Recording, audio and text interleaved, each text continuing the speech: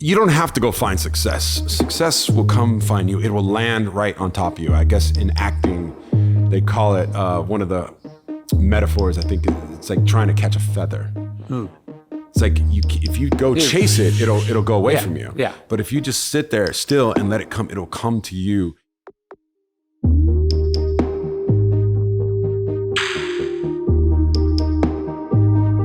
What do you think about the past when you said you think that statue should come down? Yeah. And the reason I asked this, when I did Finding Your Roots, which will come out soon, I don't care if this is on.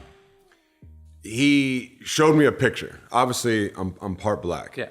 And if you're an American who's been here for a while, if you're black, obviously, probably more likely you had slaves. You got slaves in your family. So I had slaves in my family. And he showed me a picture of the slave owner of one of my grandfather who tried to escape and yada yada. And the guy put out an ad saying, "Hey, I lost my slave. Have you seen him?" And that was my grandfather who escaped for a while. From Georgia? Or this was in Georgia. Yep. Or North Carolina. I think. North Carolina or Georgia. And so anyways, he goes, "How does it feel to look at that picture?" Yeah. And I was talking to my wife about this last night because in the moment I looked at it and I said, okay, yeah, I'm pissed off. Screw this guy. Yeah, sure. But also at the same time, I'm thinking this guy's he's just ignorant. Like it was just what everybody was doing back then. It doesn't make an excuse, but this is America, people. And for me I'm not going to give him the satisfaction of getting mad at him. But sure. I don't know. I just feel like if everybody was doing it, it doesn't make it right, but this fool didn't know any better, and he was probably taught that from his family. I'm sure his dad, and he would be lost if he didn't have slaves. Like so, maybe even if he did want to do something differently back then, it would be financial suicide to not have slaves. And so I don't know. I look at these. No, it's complicated, right? These so questions. I think you can think about it. I think you want to think about it. There's a great quote from Keats, and he says it he talks about negative capability, the ability to have contradictory thoughts in your head at the same time, right? Like I think simple-minded people can only think of one thing, but wisdom is the ability to sort of manage complexity in your mind. So first off, I think it is important to think back and go, okay, like what would it be like to be born in a society where everyone owned slaves, not just where everyone owned slaves, but the entire culture was predicated not just on slavery not being bad, but slavery being a positive good, that it was supported by the Bible, that black people were inferior, that it was actually kind to do, you go through all of it. So of course it would fuck with your mind. And we should be humble enough to go, if we were born in that society, it would have warped our mind. And it's not for certain that we would have bucked all of that to do the right thing. Yeah. So there's some sympathy. At the same time, and there's another question I like. It's like, what would you do if you were born then? Instead of thinking about it historically, you should just think about, well, what are you doing now, right? Like, what are the choices you're making now? And I think when you think about that way, it doesn't completely let you off the hook, because what about all the people that are massively wrong about stuff in the world right now? But like, it's pretty obvious what the right thing is, right? Yeah. And so you wouldn't give people in the present, you wouldn't let them off the hook, right? You'd be like, you have to avail yourself of the information. You have to make courageous choices. You have to be empathetic. So I think it's complicated. As far as the statues go, and I've written about this a bunch, my view is, look, if it was a statue put up in, let's say, a cemetery shortly after the war in memory of people who died, that would be one thing, right? This statue was put up, for instance, just I know a lot about this one. It was put up in 1910. So it was put up 50 years after the war. Why was it put up 50 years after the war? And I'll give you my history. So my great-grandfather on my mother's side was drafted by and fought for Germany in the Second World War. My dad's father landed in Normandy, so it was on the right side of it. But like, I have a Nazi in my past, right? That was 70 years ago. But if today I went to Germany and I was like, I don't think the Nazis were good, but I do want to build a monument to my grandfather and all the people, you would be like, well, you're obviously just a Nazi sympathizer. Like, why would you do that, right? Why would you put up a statue to a horrible cause to someone that you didn't even meet? 50, 60, 70 years after. Yeah. It's because it's a form of propaganda designed to intimidate and celebrate heinous ideas. So when you actually study why these statues are up, it's not in memorial of flawed people who died. It was put up as part of the Jim Crow segregation, not even cause, but part of a corrupt governmental system designed to perpetuate that. So you think about, there were black people here when they put up that statue, right? Like, who lived in this town of Bastrop, but they had been illegally and unconstitutionally stripped of their right to vote, right? They had no say over the laws in this town. They were persecuted and intimidated by the police, by the Klan, et cetera, right? So like, that statue is not this dated piece of history. It was literally a representation of what you would call white supremacy, designed to perpetuate said white supremacy. So I'm not saying you have to obliterate it into dust. I'm just saying you can't, have you heard of the Rodney Reed case? No. The Rodney Reed case is like one of the big death penalty cases in Texas that like a lot of people think he's innocent. It's complicated. He's been on death row for a long time. Anyways, the point is, a black dude in this town was sent to death row in the courthouse that he had to walk past said statue to be tried. So my thinking on it, and we're getting way afield, but is, what is the actual purpose of the statue? What is the message it's sending? And then why would we spend tax dollars today to support it and protect it, if that makes sense? I agree. Yeah. I agree. The question, and I read a little bit about this. I forgot the name of the book, but it was really, really good. People that are for these statues, for family members. Yeah. And they're saying, well, it's not, obviously, I don't believe what they fought for, but it's my great grandpa, and I want his statue up just to remember him, yada, yada, yada. What do you say to those people? Back in the ancient world, philosophy wasn't abstract, it wasn't theoretical, it was designed to help you live the best life. In Stoicism 101, we have a 2-week course that will introduce you into philosophy, that will make you a better person. There's interviews with me, daily lessons that will challenge you to be better, give you new ways of thinking, tackling the problems of life, becoming your best self. As Marcus Aurelius says, you could be good today, but instead you choose tomorrow. Epictetus says, how much longer are you going to wait to demand the best for yourself? Check out our new course, Stoicism 101, at dailystoic.com/101. I'm saying, I would imagine, there's actually a great book called How the Word is Passed. Yeah, that's the book I read. Yeah, I read the book's incredible. Yeah, that's the one. How the Word is Passed. I think again, if I was like, there needs to be a Nazi memorial to people like my grandfather in Germany, you'd be like, what the fuck are you talking about? Yeah. Like, right? So it's only because we have 150 plus years of what they call the lost cause mythology that has laundered and lied and tried to cover up the true heinousness of, like, the Civil War. I went and I spoke at this Monuments Commission about the thing, and I was like, this is literally a monument to the worst cause that anyone has ever fought a war over. Like, this is the worst cause that anyone has ever fought a war over. They were like, hey, right now, the Constitution doesn't specifically protect slavery. So we're going to leave the United States and start our own country explicitly founded on our right, not just to own other people and exploit their labor, but also rape them with impunity and kill them with impunity. That's like the worst cause of all time.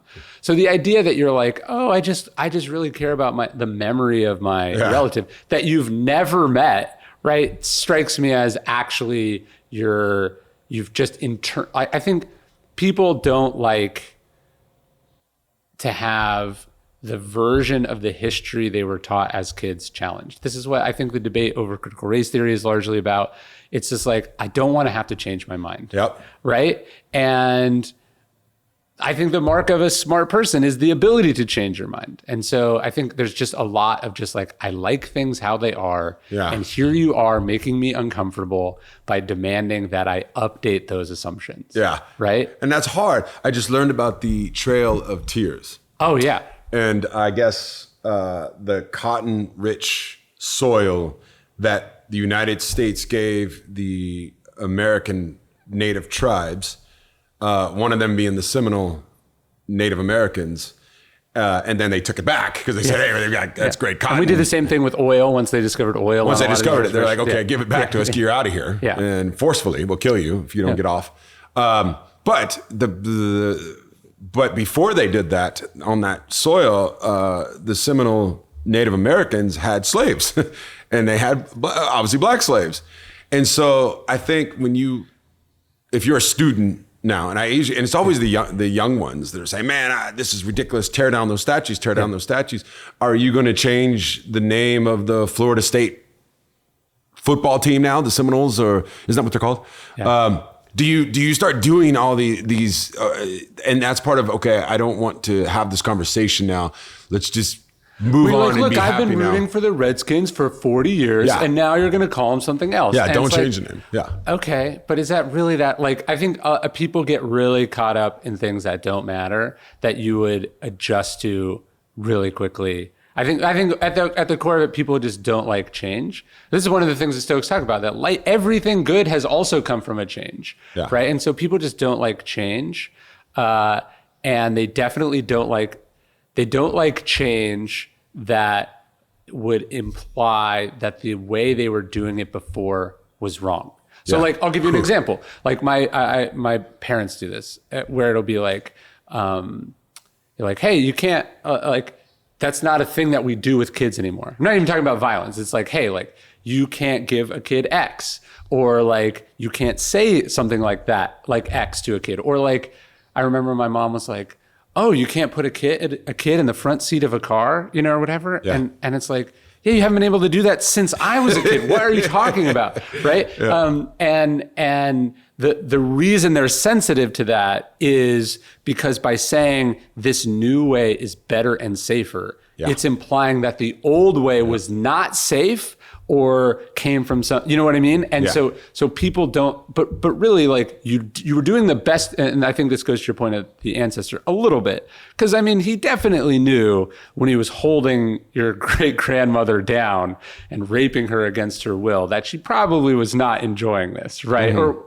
if not in that instance, the vast majority of these encounters are definitely not happening with consent, right? Mm-hmm. So like, they knew, but at the same time, they were doing what everyone else was doing. And then this is probably a little bit me too. It's like, oh, but everyone used to make jokes like this. Why am I being people don't like to change if the new change implies that the old way was unfair or mean or unethical or whatever. So, but that is life. We should be getting better, and the ways we used to do things should be like, wow, I can't believe we did things that way. Yeah. Yeah. And that's growth. But God, it's so hard for, like you said, for people to actually want to change, to stretch themselves. And people are lazy. Yeah. I mean, of course. I've seen it when I played football. Guys are late, even at the professional level. Sure. Nobody wants to stretch themselves. Nobody wants to put in that extra time because it's uncomfortable, it mentally and physically. And spiritually, like a hardcore religious person, just don't you dare. I can present all the evidence to you that maybe what you're thinking is not right. And they're like, I don't care. I'm going to continue to do it my way because tradition. And I've always done it this way. And if I do change, like with your parents, if you say, hey, you shouldn't have your kid in the front seat, they're going to, like my mom. Yeah. And I tell her things, and she's like, "No, well, look at you. You turned out fine. Exactly. Look at you." Yeah. And what do you like? Deep down inside, they're saying, "You're calling me a bad parent now." Yeah, it's like, no, I'm not calling you a bad parent. You just didn't know. We didn't have the data then, right? Yeah. Like, we didn't have the data, or we didn't have the technology to do a better alternative. So it's not an indictment of you. It's just we have better information now. And Paul Graham has this great essay about how, like, the more things you identify with, the stupider you are. He doesn't mean like you're a dumb person. He means like when you identify with something, it makes it harder for you to change. So if you identify as like, I identify as a Southerner who's, comes from a long, proud Confederate tradition. And then I'm like, look, Robert E. Lee was a piece of shit. Look at this, look at this, look at this. you can't accept that information because it challenges your sense of you as a human being. And this is something I actually wanted to talk to you about. Think about this.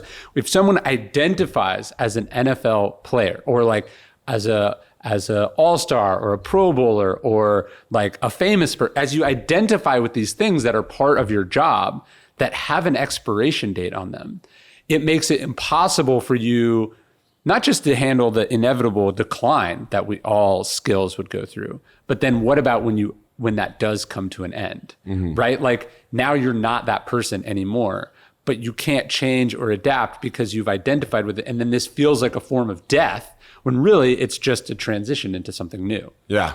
Yeah. Well, are you asking me like, how did I deal with that? Yeah. I think, you know, as you were talking and we're talking about race, was the first time it's ever dawned on me. Cause honestly, it wasn't that hard for me. Interesting. And the reason I think it wasn't that hard for me, is because I'm just thinking out loud here. So maybe I haven't thought this fully out, but I'm gonna say it the best I can. Like I am multiracial. Yeah. Okay. Growing up, this is what I thought. I didn't know what the hell I was, honestly. And I still get this question. Everywhere I go, the first question people ask me if they don't know who I am, like if I'm traveling overseas, well, they do. They say, "Are you a football player, American football player?" Or they say, and then they go, "Where are you from? Who are you? What are you?" And you look at me, and I get it. I look in the mirror every day, and I'm going, "Who do I identify with?" And so I grew up thinking that I knew I was part black, I knew I was part Latino. My last name is Gonzalez. My grandfather was from Argentina, or so he said he was, and then obviously a little bit of white, and so I grew up with that, and that's extremely hard. It really, really is. And any biracial person listening knows what I'm talking about, because everywhere you go, you're an outsider. Right. You don't. And you were talking about I'm a Southerner, and this is me. I didn't have that opportunity. I've never identified with anything. I've never identified with anything because I wasn't allowed to identify with anything. If I would go to a black neighborhood, they would call me white boy. If I would go to a white neighborhood, I've been called nigger. If I was around other white neighborhoods, they'd call me beaner, which is a derogatory name for Mexicans, and I'm not Mexican, or wetback, whatever. I've been called that a bunch. I've been called all these racial slurs, not in a fun way either. Like that was a derogatory, like they were calling me out, trying to hurt my feelings. And so I've always felt like I haven't identified, and I'm wondering if that's why I never cling to anything. I'm not a fan of anything. I've never been a fanatic with music, with sports. Even growing up as a kid, it wasn't like, that's my team or that's my guy. Like it was always a bunch of different, and that's why I said I'm kind of putting it all together right now, that maybe that's because I've never really identified with anything. I've identified with all of it, but it's never been mine. Well, so it's like you're sort of figuratively a free agent. You just sort of go with what you want to go with or what you feel an affinity towards at a moment, as opposed to like, this is who I am, this is unchanging.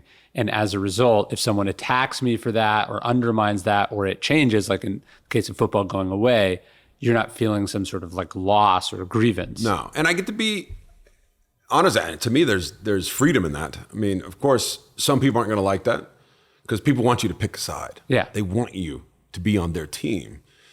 Or they just also want things to be simple and obvious, right? The idea that like, I'm a bunch of things. People are like, I don't have time for this. Like, I want to put you in one box. Yes. So to make it simple for me, it's comfortable for me to put you in a box. I remember Tiger Woods came out and said he's Blasian or whatever it was. And like the black community went nuts. Yeah. Maybe the Asian community went nuts. Like people went nuts. They're like, no, you are black. That's all there is to it. Yes, he is black, but why can't you be a little bit, you can identify with everything. I don't know, especially in America. Come on, we're in America. I remember when I wrote this book about Peter Thiel, and the sort of inciting incident for him in conspiracy was that this website outed him as gay.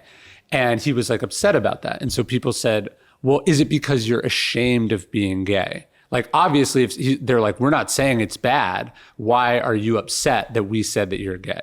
And I think they were being a little disingenuous because the tone of the article that outed him was like very sort of sneering and sort of condescending. But his point was like, that's just not the thing I want to be known for. He's like, I want to be known as like an investor or an entrepreneur. Yeah. I don't want to be a gay entrepreneur. In the same way that like women, they're like, don't call me an actress or a waitress. Like I'm not the female version of that thing. I just am the thing. Yeah. You know what I mean? Yeah. You know what? I don't give a shit what you think of me. Honestly, for the most part. Yeah, sure. I mean, you can put me in whatever box you want. Yeah. I'm gonna be okay. Yeah. And because I have my inner circle. I have my wife, I have my children, and I have my, you know, my couple close, really good friends. And I care about what they think. Yeah. For most people out there, I want to be the best I can for you. I'm trying for that. It's important to me, but I'm not connected to that. I don't need it, but I want it. I want you to approve of me, but I don't need you to approve of me. And I'm working my ass off to perform for you on the football field, or like you talk about the transition to broadcasting or acting, which is what I'm doing now. Like I'm trying and I'm going to work my ass off to do the best I can to present the best product or best performance I can.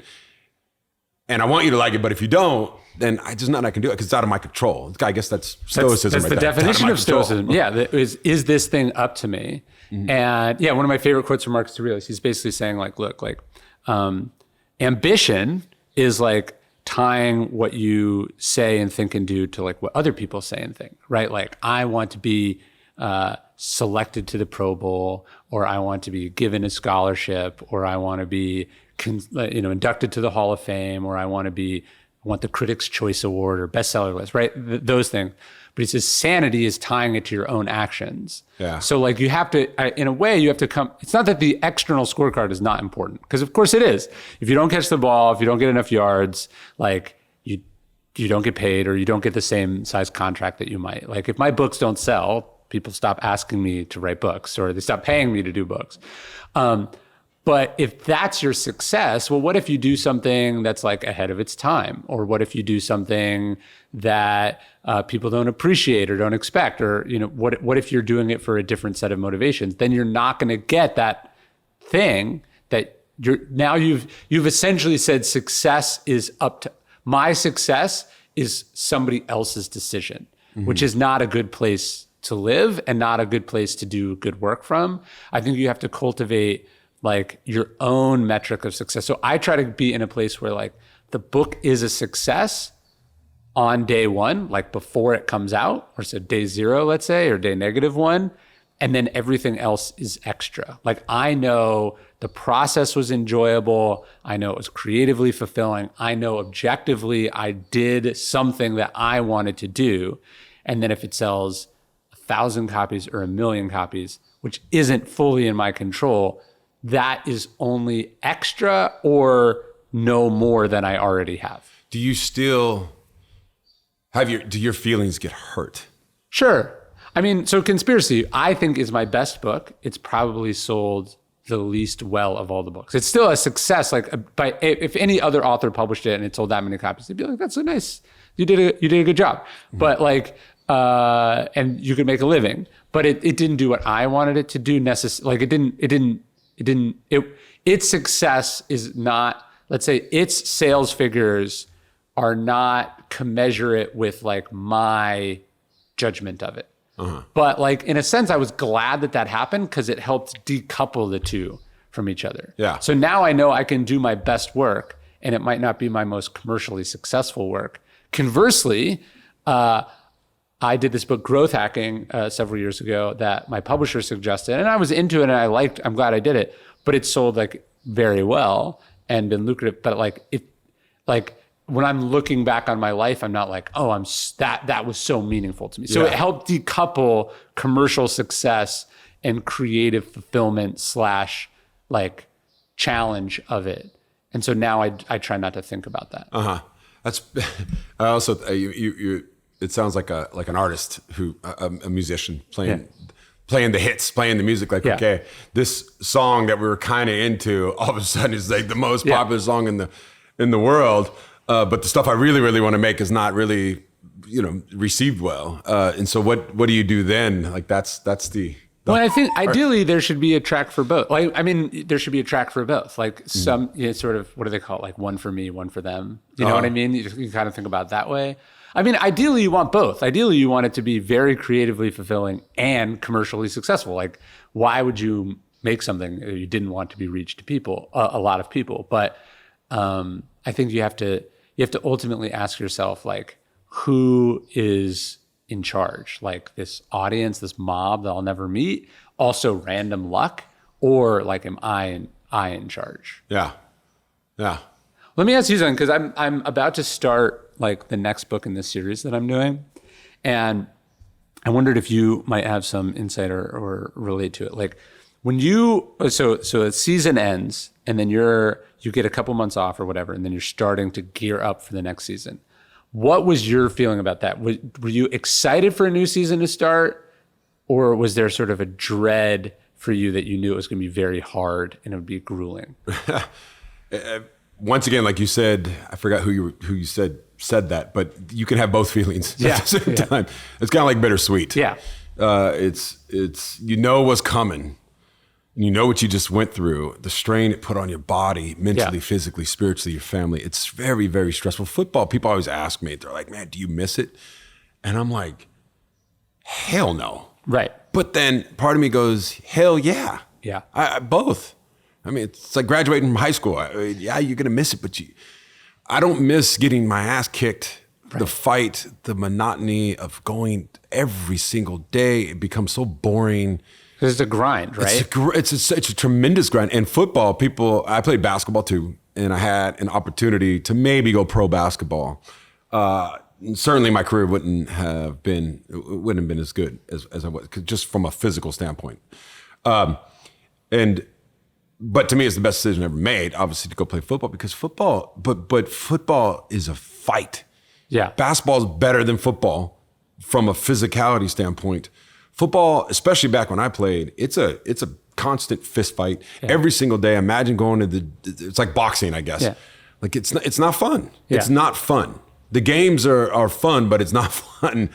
And so and when you're going into your off season, you remember all the good. Obviously, you try to focus on the good. That's the way I did it. I remember the good times, the positive stuff that I did. And then you take some time off where I didn't do anything for that first month.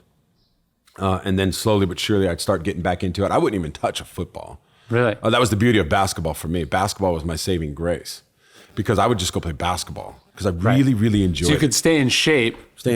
And I played every single day, and I played competitively. I even tried out for the Miami Heat one off season.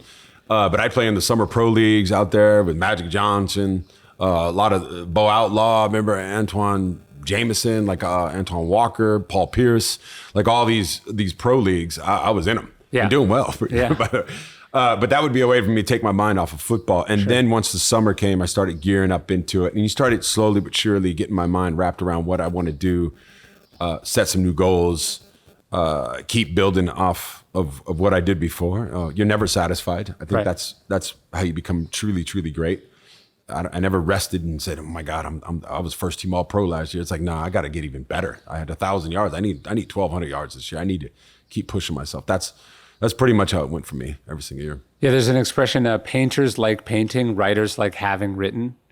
And so it's like, I imagine having played football is probably more fun in some ways than the actual game of playing football, because you're getting hit by people running at full speed and people who are trying to hurt, so it's this balance of obviously you love doing it or you wouldn't compulsively do it, but at the same time it takes a toll on you.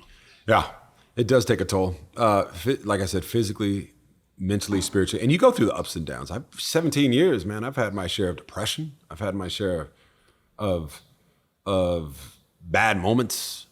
Maybe I didn't handle it like how I wanted to. The drinking, the partying, fame, all that stuff goes into your career, and it should. I mean, that's life. That's how it's shaped.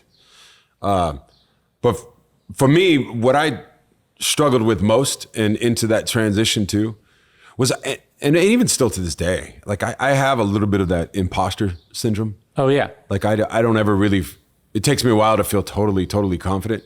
And that's what took me so long to become really good in the NFL. I didn't get any faster or stronger between my rookie year and my third year when I was first team All-Pro. Those first 2 years were shitty for me. And the only reason it was because I wasn't confident. And that's what's kind of plagued me throughout I don't even know if it's a plague. Maybe it's a good thing. I'm starting to read that imposter syndrome is actually a good thing. Yeah. And maybe it is, but I can't shake it sometimes. I just don't feel so confident when I'm doing certain things. I mean, there's a story about Marcus Aurelius that he's sort of chosen to be king. And he supposedly, he's a young man, but he sort of breaks down in tears because he's like, literally all kings have been bad. There's like no examples of like good ones. They all break bad. They end up being terrible tyrants, like addicted to pleasure, etc. And he's sort of wondering whether he can do it. And then he has this dream later that he has shoulders made of ivory, that he is sort of strong enough to do it.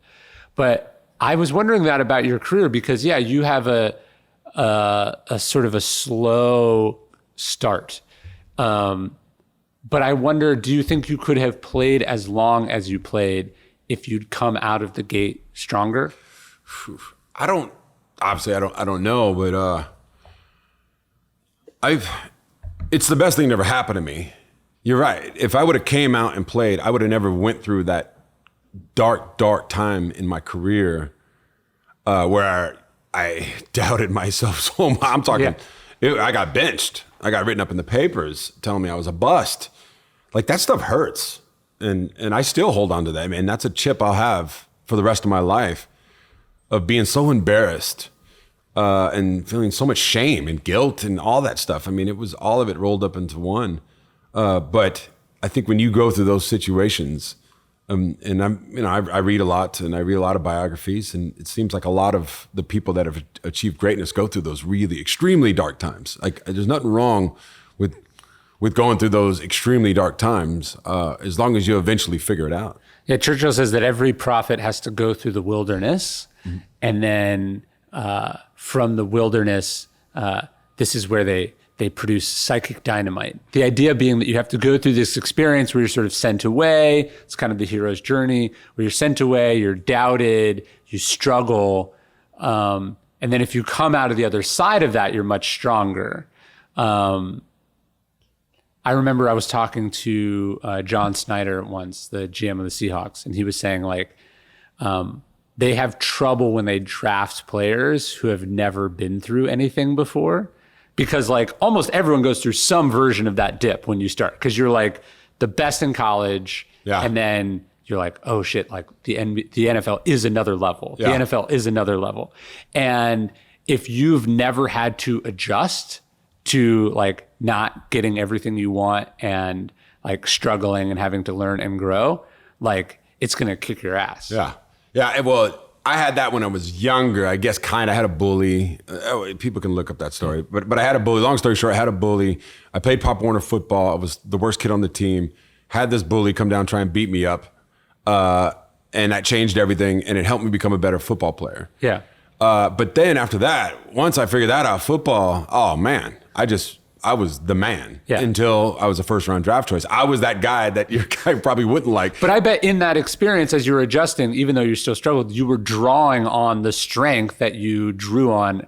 Like if you hadn't gone through what you went through as a kid, maybe you wouldn't have made it out of the other side of those 3 years. And you're right. And maybe I wouldn't have, but I still did not know the formula for success when I became a professional. Sure. Now, before that, talent-wise, I'm 6'5", I can jump really high, I'm strong, I'm quick, I'm athletic. This is just, and I didn't ask for this. This was just given to me from birth, genetically. And so I relied on that a lot. Now, I worked hard. Don't get me wrong. I worked my ass off, but my working my ass off was what they told me to do. Yeah. So if practice started at 1, I showed up at 1 and I worked my ass off for those 2 hours until 3 o'clock, 3:30, whatever it is, and went home. Right. I did exactly what they asked me to do. And this is what I tell incoming rookies now in the NFL. I say, welcome to the world of you're no longer special. Yeah. No one gives a shit. Yeah. You ran a 4.3, so does he, so does he, so does he. Sure. Oh, you benched 400 pounds, so does he. Oh, you're first team All-American, good for you. You won the Heisman. See that guy over there, he won the Heisman. He doesn't even start. Yeah. Okay, nobody cares who you are and what you've been through anymore. What's gonna separate you at the professional level, I don't care what it is, it's the obsession. Yeah. It's the for me, I had to figure it out. I had to go out. I can't show up at 1 o'clock and be done at 3:30 after practice. I have to show up earlier, 30 minutes before everybody gets out there, and I need to catch balls. Yeah.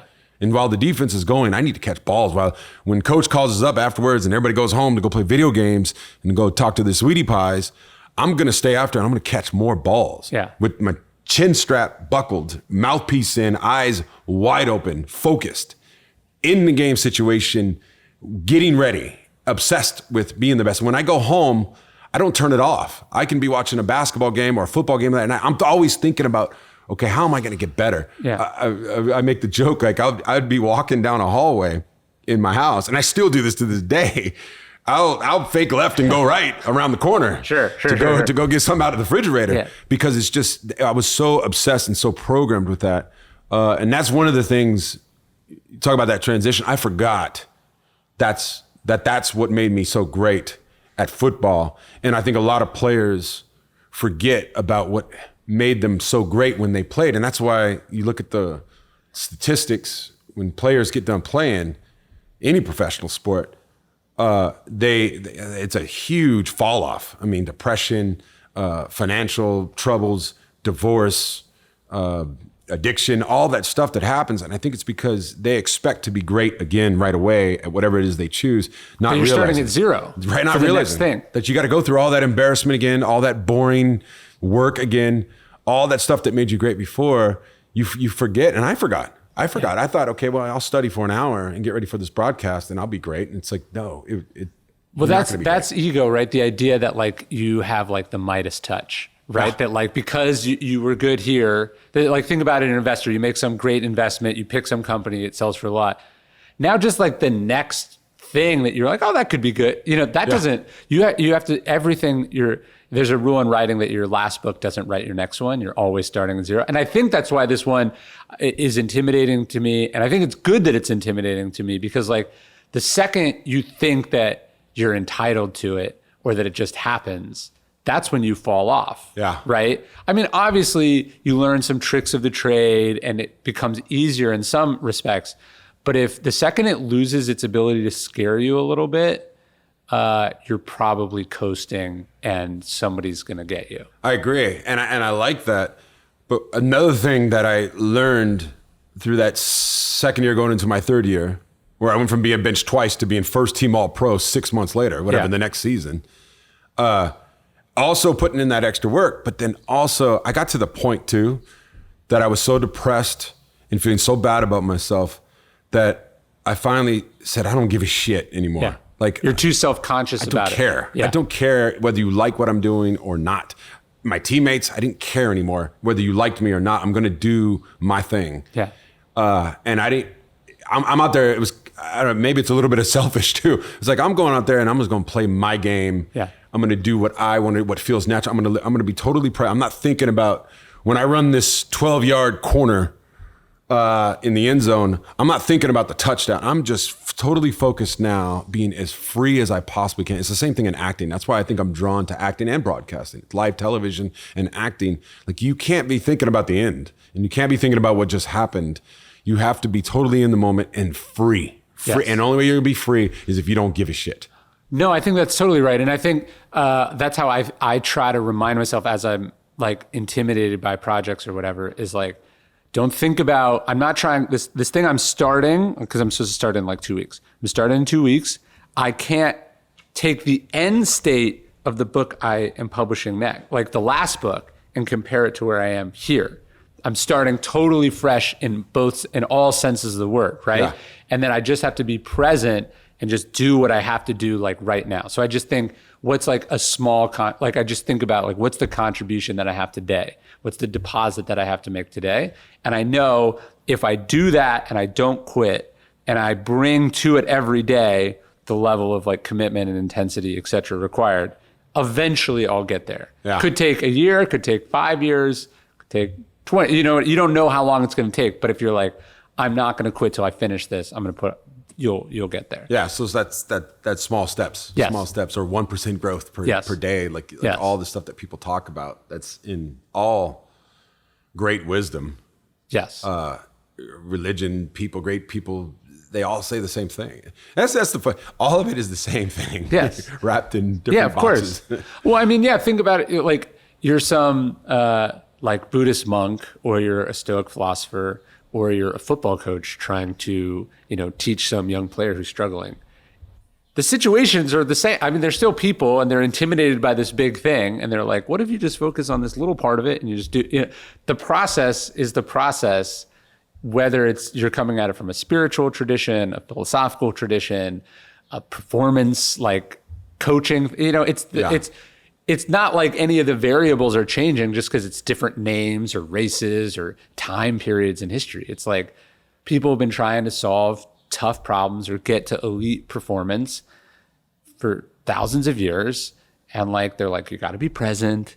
Don't get distracted by the end result. Like you got to do your best. Like they're cliches for a reason. Yeah. Yeah. And a word, as I watch you speak, and I think when you watch the greats, when you see the Jordan, the Tom Brady, the great politicians, great actors, you see a certain level of calmness too. Yeah, of course. That kind of changed everything for me. The way I put the word on it, everything we talk about, you're focused, you're present. To me, being present is being extremely calm. Yes. Not letting your emotions, it's Bill Belichick right there. That's why I think he's the best coach in all sports. Yeah. Because of his ability to stay calm no matter what. Big win, he'll smile a little bit and get happy, but a big loss, hey, we got our butts kicked. It's almost the same. You look at his press conferences where they win or lose, it's the same. And a lot of people probably don't like that. And you look at someone like an emotional coach. There was a guy named Rex Ryan, who's a hell of a coach. Yeah. But very up and down, emotional, and then you get a team like that, and you get your family like that, whether you're the head of the household. Like, it's important with your kids, with your wife, with your family, with your business, with whatever it is, just stay that level calmness. Yeah, like an even keel. And that helps, I think that helps creativity. I think that helps you assert your confidence. It helps, everything begins, at least for me, it begins with that level of calm. Yeah, I mean, my word for that is stillness. And the idea is like, when I think about all the best moments of my life, whether it's like performance, whether it's like happiness, like whether it's like beauty, like when I'm like, this was awesome. I wasn't like at an 11. I was at like 5. Yeah. Do you know what I mean? It, like you'd calmed things down. You weren't doing like 20 things at the same time. You were present. You were focused. You were still. And I think the tension though is like, to be great at whatever it is you do, you also have to have an intensity that you have to really want it. And you have to be aggressive and ambitious and like invested. So like I think like when people are like, oh, does that mean you don't care? No, it's that you care. The default is you care a ton. And then you have to figure out how to ratchet that down, because that intensity will make you not as good as you could be. You'll make emotional decisions. You'll take things too seriously, except like, obviously Bill Belichick loves football and he is intensely driven to win. Yeah. So he has to work that calmness has to sit on top of that intensity. I think if you had a filter, like everything you talked about, all the intensity, the putting the hours in, the presence, everything, and then at that last stage before you go out on the stage or the field or the arena or the conference room or with your family, the last thing to remember is calmness, stillness. Yes. Of all the books I've read, a majority of your books, stillness is the one that touched that amazing. For me the most, because I was, I think that was part of my problem those first 2 years in the league. I was trying so hard and trying to force it and when you stay calm, and you have a nice routine and you're calm, you don't have to go find success. Success will come find you. It will land right on top of you. I guess in acting, they call it one of the metaphors. I think it's like trying to catch a feather. It's like if you go chase it, it'll go away from you. Yeah. But if you just sit there still and let it come, it'll come to you. And you have to trust. That takes a lot of trust. Mm-hmm. And that's where the training comes in. Sure. You're only as good as your training. Yeah. I think that's been the biggest get for me, and I keep getting it. That keeps coming up in my life. That confidence, stillness and confidence. Yes. When you can mix those two along with the work and the intensity and all that stuff, that's when great things will happen. Well, and that's why I think ego is so dangerous, because I would say ego is not calm and not confident. Yes. Right? Ego is this people think it looks like confidence, and maybe it looks like confidence on the outside, but inside it's like buzzing. It's like fundamentally insecure. It's sensitive to slights. It feels like it has to prove all these things. It has this grandiosity, this oversized sense of your own importance. So like, to me, the egotistical person, it seems like they're having a good time, but like, they're the ones that actually, it's like, like a duck. It's like sitting on the water. It looks calm, but it's like fucking furiously paddling. That's what ego is to me. And so you push that ego away and you actually get to a place of calmness and confidence, because you're like, I've done the work.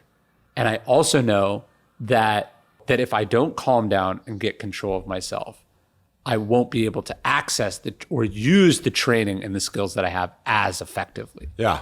I have I have a 12-year-old named River, and he is an intense dude. Quick to anger, quick to shout and yell. And this is something that I stress with him. And to see how he's evolved his game, it's like taken off now, because he's just being more relaxed. I'm like, you have to buy into that stillness. You have to, otherwise you're in for a chaotic life, an up and down life. And I don't like that emotions on my sleeve type leader. No, it's like emotions. It's not that I think people have this understanding of the Stoics as being emotionless. I think it's that they try to do away with destructive emotions. Yeah. Or they try not to make decisions based on their emotions, right? It's like being angry about something is not the same as doing something out of anger. Mm-hmm. Or having an insecurity and then projecting that insecurity out in the world. That's not going to be helpful, right? And so you want to cultivate the ability to detach from your emotions a little bit, and then be like, well, what is actually the best thing to do here? It might be to do what your anger is telling you to do, but to do it out of anger is probably not the best way to do it. Yeah, I remember I was at Cal, Berkeley, when I was playing football. And one of our defensive players came in and at halftime, and this dude was yelling and screaming and going nuts. And he's like, I want it so bad. Like, it was like just angry. And he's like, we're going out there, we're going to kick their ass second half. And he went out there and played the worst half of his life. And it's like blinding. That was one of the first times I unknowingly noticed. I'm like, dude, calm down. Like, you can't play that way. You can't operate that way. Think about, why do players talk trash, right? It's to make the other player angry. Yeah. And then they're not going to be as good, right? Yeah. And then we do that to ourselves all the time, right? Like, we know that anger in other people distracts them, pisses them off, overwhelms them, gets them into trouble. And then we're like, but with me, my anger is good fuel. And it's like, no, it's not. Not at all. No, it's not. Just look at the greats. Yeah. Just look at them. Look at Tiger. Look at Tom. I mean, these people, you don't have to say their last name. That's because they show that. Like Michael, and they're just so calm and so graceful. They might be not calm or controlled in other parts of their life, and it causes lots of problems for them. Yeah. But in the thing where it matters the most, they're very calm. Which that's a whole different subject. How do you let off that steam too? Like, you got to have outlets for it. How do you get rid of that dark side? Well, so I was curious about you then. So you leave you leave football, you go into broadcasting, and now you're doing acting. Has your I've got to imagine there's some athletes that are like, well, I'll be good at this too. But did you go into those things as being like, no, I'm starting from zero again, and I got to figure out this craft? No. I mean, no, because I didn't know what to expect. The broadcasting was a little bit easier just because it's the game of football. So I know football, and I've had a microphone in front of my face my whole career. So I knew I could be okay at it. And I put good work into it. I mean, I didn't put great work into it. And so that was it was a little bit easier. Sure. And it's not easy for all. I mean, you see a lot of these big names that try it and it just doesn't work for them. Acting it's a whole different animal. I mean, that's because that's totally outside of what I did. And so I thought that, okay, just because I've done a couple sitcom guest stars and I've done a couple of these movies, and I had a couple lines here and there that okay, I'm great. I could be great at this. Yeah. And then, I got my ass kicked. I got embarrassed. I got really embarrassed. But looking back, it's like I had to go through that. Yeah. And then you start to remember, okay, well, shoot, I can't just study this part for 30 minutes, an hour. This isn't, football broadcasting. Yeah. I got to like throw everything I have into it and be willing to go through the fire again, be willing to go through the embarrassment, the boring, all that stuff that comes with being great. And then I finally figured it out. By the way, when I say figured it out, I figured out the formula. You're on a path. I'm on that path. You'll never figure it out. Yeah, you shouldn't. You'll never ever arrive. It's just, you want to keep getting better. But also, I imagine there's an Epictetus quote I like. He says, like, if you want to improve or get good at something, you have to be willing to be seen as foolish or ignorant. Yeah. And so I imagine acting is hard, one, because, it's a stereotype, but like the jock doesn't also do theater, right? Yeah. So like, I imagine there's the challenge of just the emotional vulnerability and the sort of the different parts of you that acting is accessing. But then, and so you have to have a certain amount of sort of courage and self-control to do that, and be willing to be seen as something different or act in a way that maybe people don't expect from you. But then also the willingness to go from world class at one thing to not world class at the other thing, and not be like, fuck this, I quit. Yeah. That must be the hardest part. It's the hardest part, because the chances are that you're going to make it in acting or any really great professional job that you want to do. I mean, it's slim. And we all know that though too. Right. And that's why I think we quit sometimes. It's like, man, I put everything I had into it and it still didn't work. So I might as well quit and do something else. And I got to the point like that with acting. In fact, I almost did. I gave up. I remember I was trying. I started, but I went to all the classes. I was doing 2 classes a week. I was really throwing myself into it. And I was doing all these auditions and getting nothing.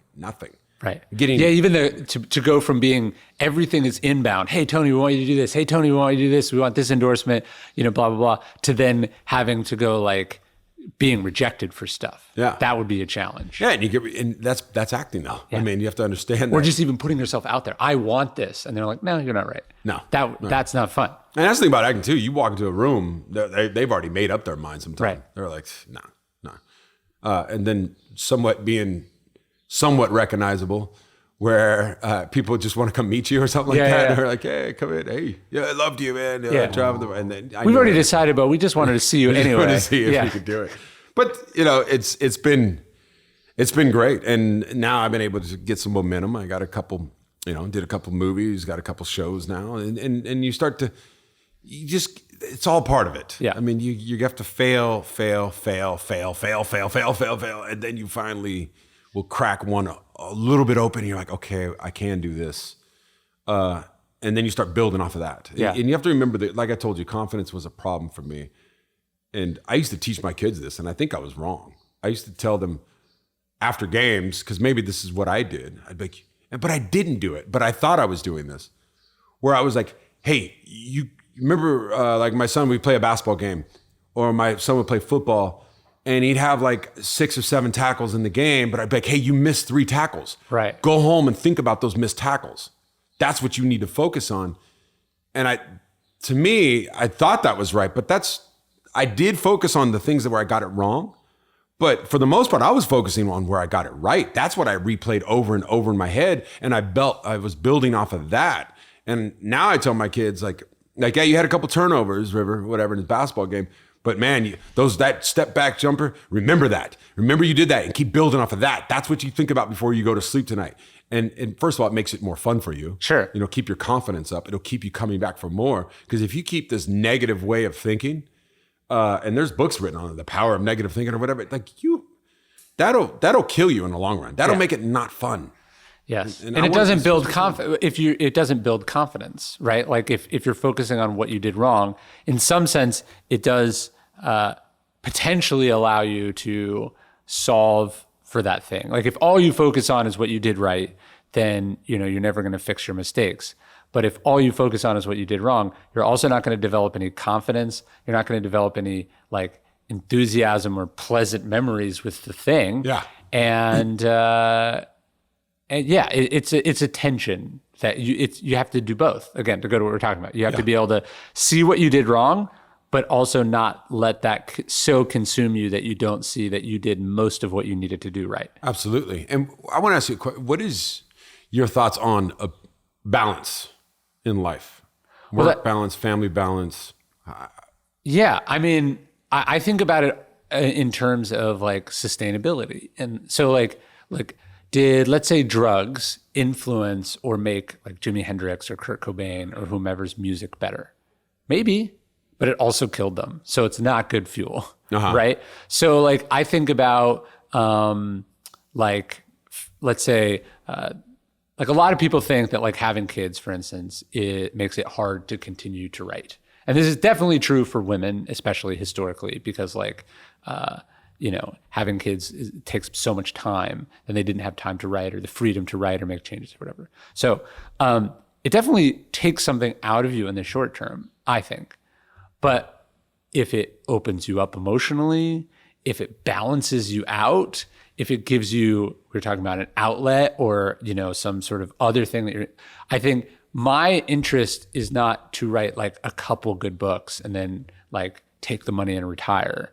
I want to get really good at this over a long period of time, right? Like one of the benefits of acting or writing versus football is like Tom Brady's like the longest ever do it. And it's not really that long, right? Like it's like, can you believe he's still doing it? And he's in his early 40s, right? like people publish great books when they're 80, you know what I mean? So like I'm thinking about it over a long horizon. And so when I think about family and life and balance and pacing myself, et cetera, I'm thinking about that. Like, is this, I'm hoping it's contributing to me being able to do it sustainably and at a high level of excellence over a long period of time.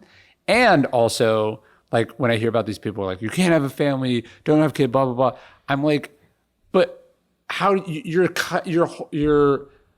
cutting yourself off from a huge part of the human experience, and then you're supposedly going to make art or work that relates to those people. You need that. But I think the balance is actually really important to being able to do it over a long period of time and not lose your mind. Well, that's what scares me with my profession, anything that I do now, and I got a good balance right now, quote unquote. But if the more success you have, and with that obsession comes, okay, how are you going to be the best parent you can, the best husband you can? And you look at the people that have done extraordinary things, you look at their personal lives. Yeah. But don't you think it undermines those accomplishments? Like like Hemingway, shitty husband, shitty parent. To me, that is a pall that hangs over the works. Do you know what I mean? But isn't that a lot of Buddha leaving his family? I look at maybe Martin Luther King. Like you look at the presidents. I look at coaches. There's a lot of coaches that have shitty families. I won't name names, but there's a lot like famous coaches that their home life is abysmal and their relationship with their children is not good. Can you be obsessed with something and still have that? I think it certainly can be done, right? Yeah, there are people that do it well. So the question is like, who is it? I forget. Some author, and he was saying that early on in his career, someone said to him, every kid you have is a book you won't write, right? Let's say being a better father, so we don't name names, being a better father or mother would have earned this coach one extra Super Bowl or 10% more wins or made this artist's work 10% better. Who gives a shit? Yeah. Right? Like Marcus Aurelius talks about this. He's like, people who long for like posthumous fame to be considered the best who ever did it, they're forgetting two things. One, that they won't be around to enjoy the posthumous fame. Right. Yeah. And two, the people in the future will also suck. So why do you really care that much about impressing them, right? And so I think sometimes, yeah, you go like, this is what it takes. This is the trade-off. Yeah. But like, why are you making that trade-off? Like, you know what I mean? Like you've already proven that you can master this thing. You've already proven that you can win. You've already made a positive impact in the world through what you've done. I guess the virtue of temperance or moderation is really important. Like taken too far, the greatness becomes a vice or an addiction. And you don't even get the benefit of like at a certain point you have enough. Yeah. And I think I'm more interested in being great at my thing. And I have sort of a trinity. So for me, it's like, I want to do great work. I want to have great marriage, and then I want to raise great kids. And those three things, they're not in tension with each other, but they check each other in the same way that we have an executive and a legislature and a judicial branch. They check each other out. And if one of them has too much power, it screws up the balance of those three. So I think about it that way. They're in tension with each other. If I focused exclusively on my marriage to what you could do, but it came at the expense of like your kids, that wouldn't be great. And then if I only was focused on family, and then like what I feel like my contributions through my writing and my work would go away, that I would feel like I was leaving something on the table. But also, if you told me, hey, you could sell 100% more books, but once your kids move out, they'll never come home for the holidays again. You'll look back, you're talking to your wife exclusively through lawyers or something. I wouldn't be like, I won, I did it, right? You know what I mean? Yeah. Like, and so I think they're in tension with each other, but they also complement and improve each other if done right. Yeah, yeah, and I guess that's part of it, right? That's figuring out what is that. You have to give up stuff in order to do that. Yes, like you can't. Well, the rule I heard, I had Austin Kleon here, who I really like. He says, work, family, scene, pick two. Yeah. So I think you can do great work. You can be a good family person, but you're probably not going to get to go to as many parties or do as much cool. Can't go on the trips, can't go on and that's the stuff you have to give up. A lot of people, when you're young, that's tough. Yeah, I always see that with athletes. I'm like, what are you doing at this nightclub? Like, why? Like, what are you there for?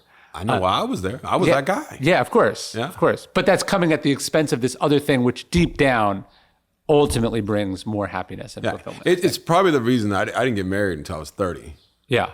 And I got in the league when I was just turning 21.